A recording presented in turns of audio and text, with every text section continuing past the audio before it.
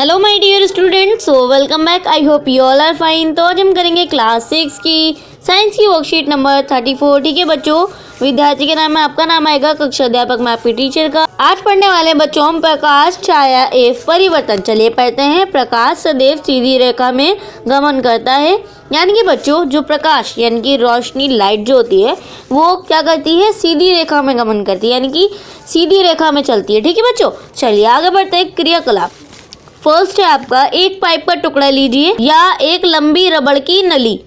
आप chart paper या card को एक पाइप भी बना सकते हैं। ठीक है बच्चों। नेक्स्ट आपका, एक मोमबत्ती जलाकर मेज पर रख लीजिए।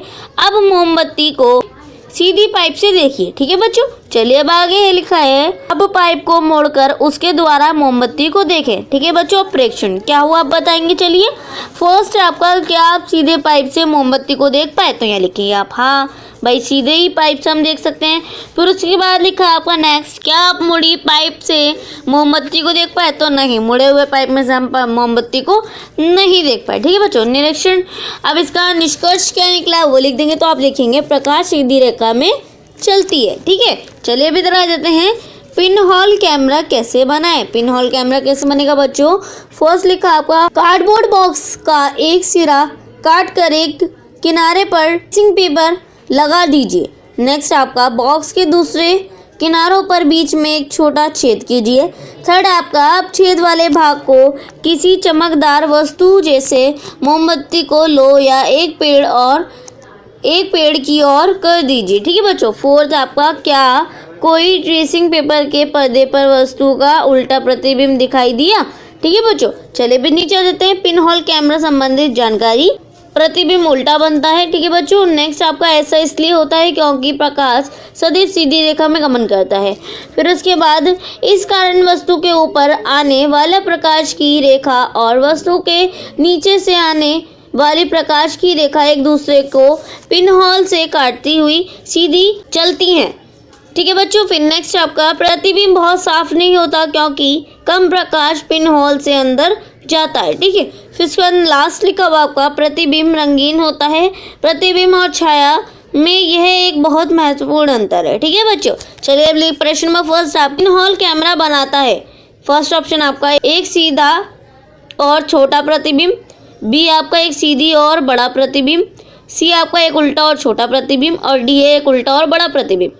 ठीक है बच्चों, तो इसका ऑप्शन सी आपका करेक्ट रहेगा। फिर उसके बाद बी क्वेश्चन आपका सही या गलत। फर्स्ट है आपका, छाया काले रंग की होती है, तो हाँ बच्चों बिल्कुल राइट लगा देंगे आप। नेक्स्ट आपका, जहाँ छाया बनती है वहाँ प्रकाश नहीं होता, तो ये भी सही है आपका। तो बच्चों ये थी आपकी साइंस की वर्कशीट। नेक्स्ट वर्कशीट कर लेते हैं बच्चों। आपकी ये वर्कशीट है हिंदी की। ठीक है, चलिए करते हैं स्टार्ट। वर्कशीट नंबर आपकी 34। चलिए प्यारे बच्चों, पिछले कार्यपत्रक में हमने लेखक गुणाकार भूले द्वारा लिखा निबंध अक्षरों का महत्व पढ़ा, जिसमें हमने अक्षरों की खोज, एक अक्षरों के इतिहास के बारे में जानकारी प्राप्त की और यह पता लगाया कि अक्षरों की खोज किसने कब और कैसे की। तो चलिए आज हम पाठ के अंतिम भाग को पढ़ेंगे। ठीक है बच्चों, चलिए पढ़ते हैं। अक्षरों की खोज मनुष्य की सबसे बड़ी खोज है। अक्षरों की खोज करने के बाद ही मनुष्य अपने विचारों को लिख कर रखने लगा। इस प्रकार एक पीढ़ी से ज्ञान का इस्तेमाल दूसरी पीढ़ी करने लगी। अक्षरों की खोज करने के बाद पिछले 6000 सालों में मानव जाति का तेजी से विकास हुआ। यह महत्व है अक्षरों का और उनसे बनी हुई लिपियों का।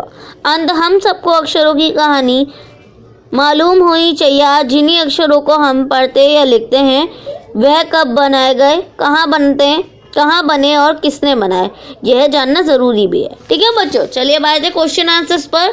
फर्स्ट क्वेश्चन आपका, मनुष्य की सबसे बड़ी खोज कौन सी है। तो बच्चों इसका ऑप्शन नंबर आपका खा करेक्ट रहेगा, अक्षरों की। फिर उसके बाद नेक्स्ट क्वेश्चन है, मनुष्य अपने विचारों को कब लिख कर रखने लगा। तो बच्चों इसका ऑप्शन का आपका करेक्ट रहेगा, अक्षरों की खोज करने के बाद। थर्ड है आपका, अक्षरों की खोज करने के बाद पिछले 6000 सालों में मानव जाति का डैश विकास हुआ। तो बच्चों इसका ऑप्शन का आपका करेक्ट रहेगा, तेजी से। क्वेश्चन नंबर 4 है आपका, अक्षरों का और उनसे बनी लिपियों का महत्व लिखिए। तो आप लिखेंगे, अक्षरों और उनसे बनी लिपियों के द्वारा ही मनुष्य एक पीढ़ी का ज्ञान दूसरी पीढ़ी के इस्तेमाल में लायक हो सका। अक्षरों और लिपियों के बाद मनुष्य का विकास तेजी से हुआ। फिर क्वेश्चन नंबर 5 यानी कि आपकी गतिविधि है बच्चों, लिखित और मौखिक भाषा के लाभ हानि के विषय में चर्चा कीजिए। तो आप लिखेंगे लिखित और मौखिक भाषा के लाभ, इनसे हमारे विचारों दूसरे को बताने में सहूलियत हुई। एक पीढ़ी का ज्ञान दूसरी पीढ़ी तक पहुंच सका। लिखित भाषा मौखिक भाषा की अपेक्षा बहुत ज़्यादा लाभदायक होती है, जबकि मौखिक भाषा कुछ ही क्षणों बाद भूलने वाली होती है। ठीक है बच्चों, तो ये थी आपकी आज की दोनों वर्कशीट। मैंने आपको दोनों वर्कशीट इसी वीडियो में करा दी है एंड आई होप आप लोगों को वर्कशीट समझ में आ गई होगी। सो प्लीज़ चैनल को सब्सक्राइब करना मत भूलिएगा और बेल आइकन को भी प्रेस कीजिएगा। तो चलिए मिलते हैं नेक्स्ट वीडियो में, तब तक के लिए take care and good bye.